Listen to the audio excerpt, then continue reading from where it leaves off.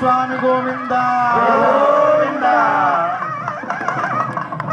ఈరోజు కళ్యాణ మహోత్సవం సందర్భంగా స్వామివారికి తలంబ్రాలలో ఉచ్చార తలంబ్రాలు సమర్పిస్తున్న వారు కోమటిరెడ్డి వెంకటరెడ్డి దంపతులు గారు, అలాగే జగన్మోహన్ రెడ్డి భారతి దంపతులు ముత్యాల తలంబ్రాలు సమర్పిస్తున్నారు. అట్టి ముత్యాలను స్వామివారికి అక్షరారోపణలో